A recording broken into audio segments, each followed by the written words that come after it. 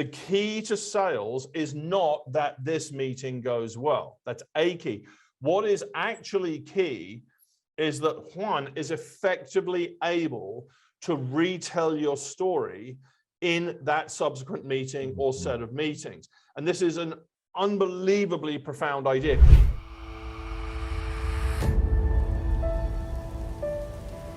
Hello, y'all, and welcome back to another episode of, that's right, you guessed it, Leads to Growth. I'm your host, Chris McCoy with the National Association of Sales Professionals.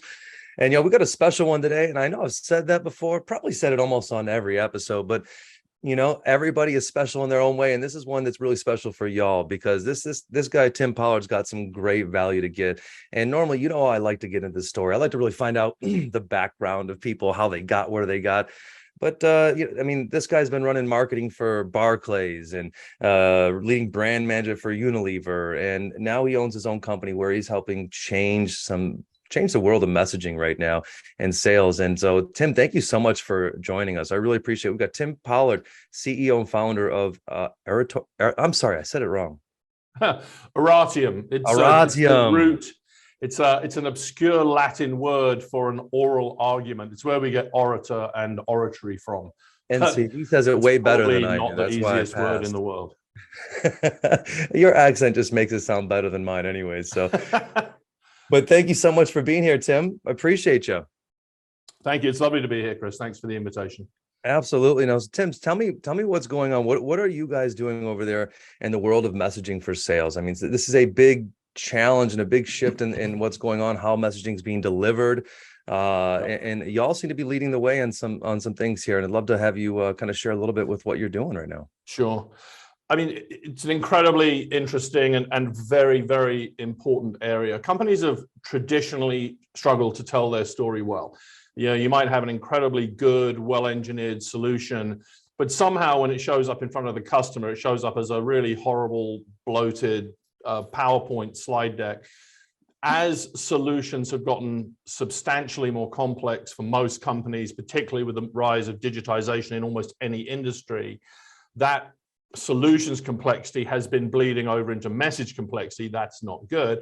Mm-hmm. And then if you want to add a third ingredient to that toxic cocktail, we're now mostly and almost certainly into the future will continue to be having to deliver those messages, have those conversations in a virtual environment. So something that was historically a challenge has gotten just worse and worse and worse. Now, is that a problem? Yes, but it's also a colossal opportunity. It's without question, the companies that learn how to message effectively outperform those that don't. And we can just see that empirically with the results we get from the clients we work with. In many cases, especially where there's some degree of sort of homogeneity of solutions, then the best story wins, the best sales approach wins. So this is not a trivial issue. This is an unbelievably important issue in sales. It's probably the most important frontier in sales right now, I would say. Absolutely. And messaging is communication, right? It is the essence of a salesperson and a marketer, and in this world where people are now more educated, on topics and on their buying decisions now than they ever have been. By the time they get to the salesperson, people are getting lost in this idea of personalization and automation. Tell me more about why relatability is more valuable than maybe those areas. Depends what you mean by relatability. It's absolutely essential that a customer sees themselves clearly in the message from the very outset. Now, the problem with most messaging is it doesn't even try to do that. It's tremendously sender oriented. Just say, here's what we are, here's what we do, this is our great solution, slide after slide after slide. And because I put your name in there, we're good. Yeah, I mean, if your name's on the front cover, then somehow it's a customized, tailored message. The key really to answering that question is backing up and looking at what the problems are with most messaging. And then that kind of informs how you have to solve for them. So if you want to, we can talk about that a little bit. And then that, I think, explains why it has to change in the way it needs to change. What a great place to start. What are we doing wrong out there right now? What are the problems with messaging right now, Tim? I mean, the first thing to say is none of us set out to build really stupid messages. I mean, our motives are good, What happens though is we're driven by forces sometimes that we don't understand. So this is a deck I just grabbed this morning. This is a very well-known technology company. Everyone watching this has bought products in their corporate world, at least, has bought from this company. And it's emblematic. It's a bad PowerPoint. PowerPoint is not the problem. The fundamental problem is what we do within that PowerPoint. Typically, what you're going to see are three big mistakes. The first one is too much information. What we do is we're so keen to tell a complete story. We want to cover all the bases. It is a complex solution. We've added more and more to the solution. So these decks just get more and more and more bloated. It's perfectly common to see 60, 80, 90, 100 slide decks. What we don't realize is we're creating complete cognitive overload. It doesn't matter how good our motors are, we're doomed to fail. The second problem is that almost all sales messaging is in some measure confusing to the customer, or perhaps better put, the value proposition is unclear. I don't leave this going, okay, I'm absolutely clear why this is so critical for me and why I really need to act and move. I go through decks like this. I'm like, yeah, I sort of understand it, but it doesn't in any way grab me. It's not in any way compelling. There's lots of sub reasons behind that. One is we pack too much in. One is we just love to dive into sort of technical terminology, and that is completely baffling to a lot of people on the buying group. The other thing you'll see here is almost always a complete lack of narrative flow. We may get into this later, but the human brain desperately needs a story. If you read a book out of sequence, it makes no sense. And so we throw all these slides together in what I would call a topic-driven narrative, and it's completely incomprehensible and largely forgettable. And then the third hallmark, and this really gets, I think, to the issue we have to solve for of relatability and personalization or customization, is we tend to be tremendously sender-oriented. And again, I could pick up any one of a dozen decks I have lying around here, but this is slide after slide of features, functions, speeds, how it got started. At its worst, it's even more the madness of this. Here we are. This is our building in Chicago.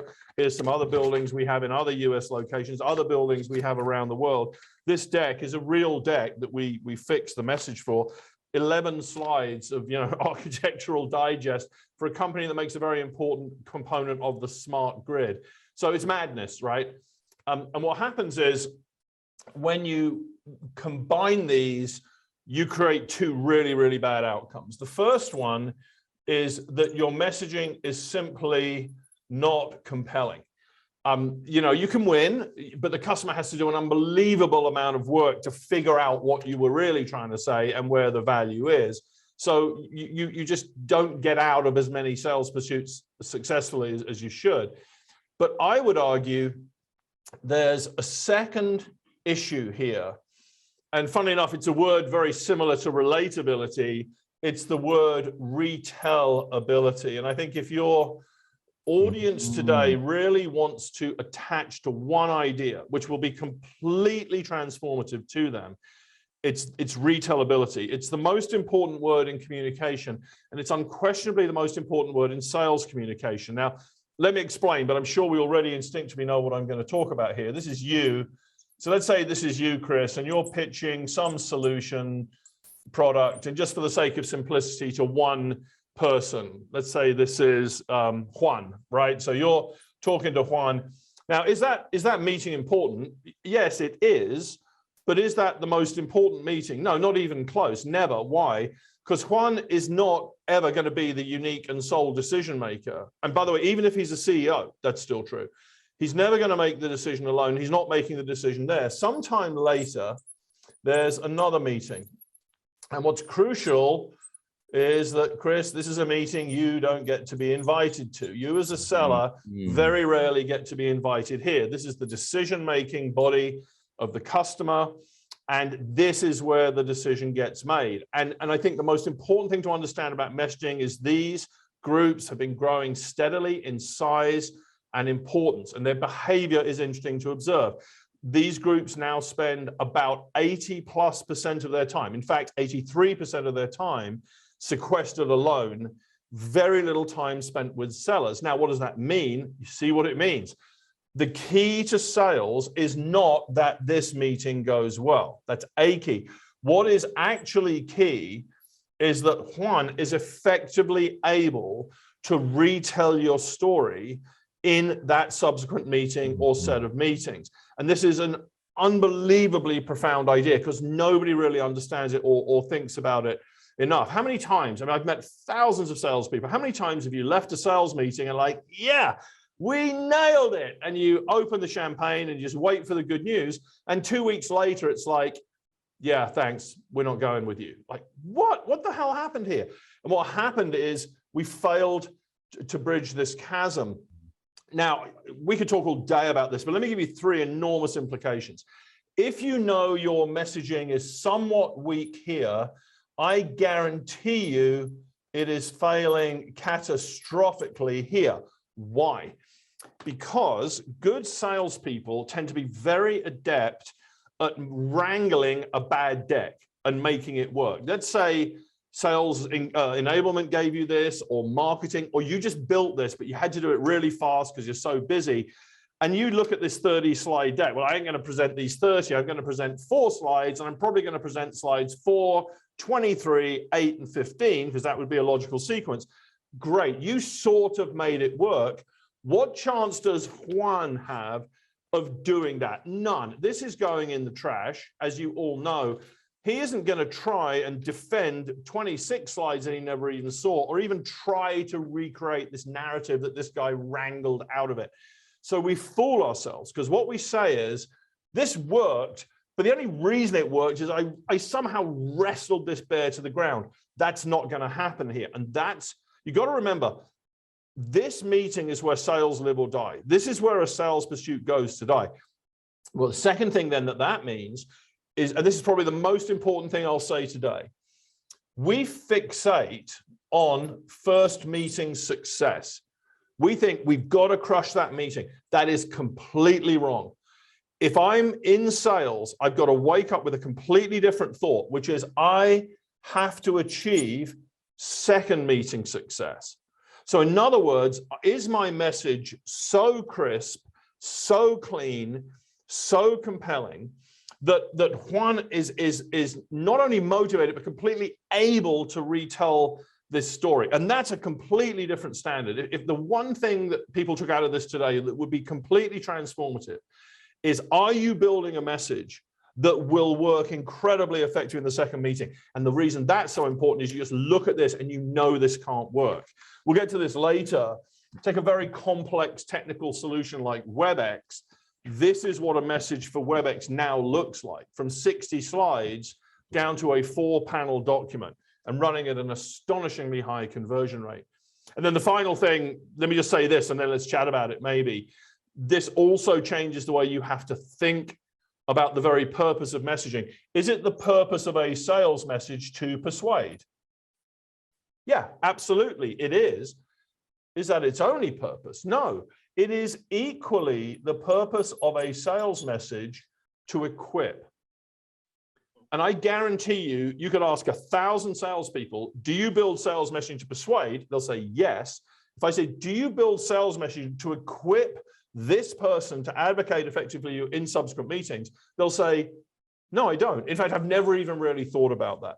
So this idea of retellability is the single most load-bearing theme you've got to get your head around if you're thinking about sales messaging. But once you build this way, astonishing things then begin to happen. So I'm very passionate about this. So I'll take a breath now and drink my Pink Floyd coffee.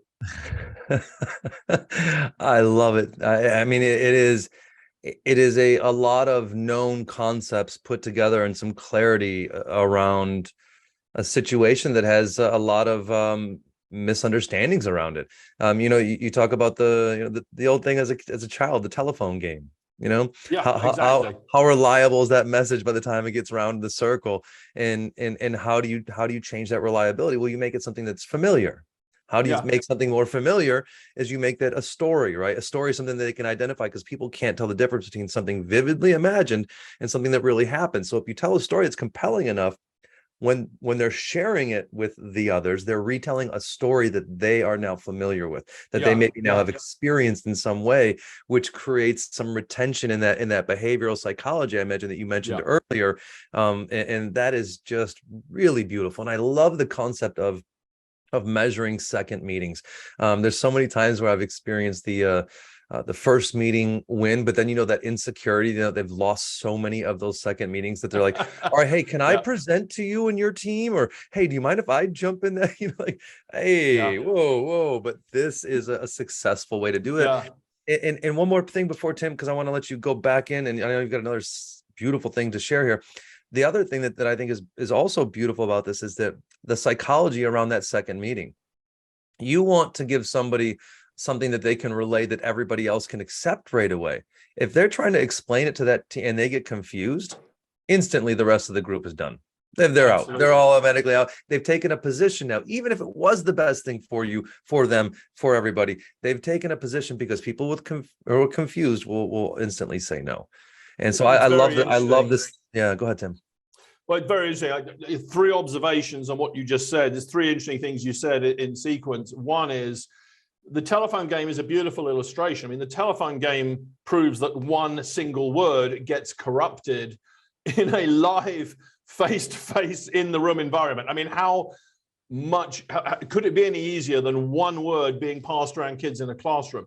If that can get corrupted, what are the odds that this is showing up anything like the way you want it to in the second meeting? It's the first point. The second thing you said is, this is why we need a story. That's true. That is, and you picked a good one there. But in fact, that's not the only thing. There are about 5 or 6 critical hallmarks. Story is one of them. There are 4 or 5 other things you have to do in order to make that work. And we can get into that if you like. The third thing you said was really interesting is you started to get into the nature of the buying group. Let's go back to an issue we said earlier. Imagine you're a technical seller. You work for IBM, Cisco, Kyndryl, anyone like that. So you're a technical seller, and the person you're meeting with is a relatively technical buyer. Great. What if the buying group contains, as it will, finance, operations, legal, HR, procurement? This issue of over-technical messaging will never present itself to you because this individual probably understood most of what you were saying. But it's a bear trap because he takes this into this room and these guys have no clue. Yeah. So you've got to get this. The second meeting issue changes the way you think about sales. We're never dumbing down a message, but I've got to persuade procurement, finance, operations. So in fact, if you care about this, I'm sure you do, the majority of technical messaging doesn't fail in the first meeting. It fails in the second meeting because this group has no clue what you're talking about. And then it comes down to power dynamics. If this guy, Juan, can simply say, we're doing this, sign it off, well, good for you, great, but that never happens. If these guys don't understand it, this is why I said the best message wins. So in fact, you want to go really deep, you actually need to construct a message with a clear understanding of the composition and decision-making roles of the buying group. Now you get into that, now you're really, really cooking on gas. I'll show you some examples later of companies that have had breakthrough success by understanding the buying group and then connecting with them in the right way. We probably can't get into detail of how you do that, but yeah. Listen, I definitely want you to get into those the 6 steps that you were talking about earlier as well. But the one piece that when I started off the conversation which was a little short-sighted. I didn't realize Tim was bringing this messaging here, right? So what I was talking about is relatability and that connection. So here's an interesting part about identifying as being your human self when you're out there prospecting and reaching out to people is because you connect with somebody that has some familiarity and some connection with you.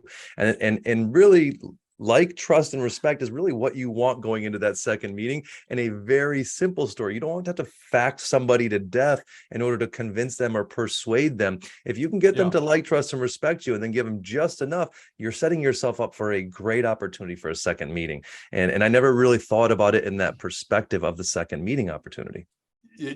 Boy, you are just ripping the lid off several Pandora's boxes. We're not going to have time to get into this, but the relationship between trust, messaging and sales effectiveness is a very, very interesting one. I'll say this. There are two fundamental different ways trust gets created. One of them is through some aspects of your personal demeanor. And I can't get into that, but it is to do with things like passion, authenticity, and authority.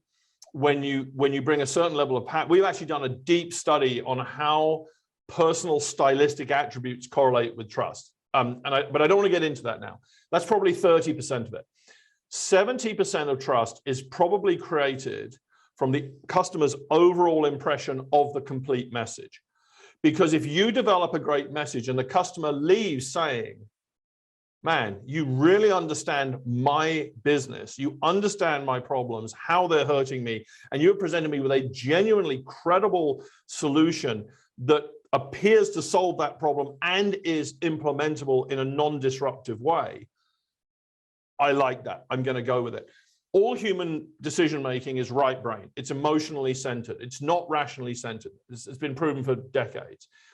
So what a great message does, really getting into the deep water here, but I love it. What a great sales message does is fully dispose of the customer's rational issues, but in its totality, it creates trust because you have shown in a complete way that you understand and can solve the customer's problem. Now, this is way deep for a first podcast, but it'll probably make sense if I show you what a message looks like that does that, and then we can kind of loop back to how it's working at both in a very deep psychological way, at both a rational and an emotional level. Okay, y'all, this guy is killing it, huh? Tim Pollard. Wow, give it up for this guy. All right, y'all, we're going to break here and we're going to come back next week when Tim starts talking about what does world-class messaging look like and how is it time to brain science and how we consume information. So make sure you tune in next week to the rest of Tim Pollard, and we are Leads to Growth. Don't forget to like, comment, and share. You know, do all the stars, all the things, and we'll see you next week. NASP.com, y'all. Talk to you soon.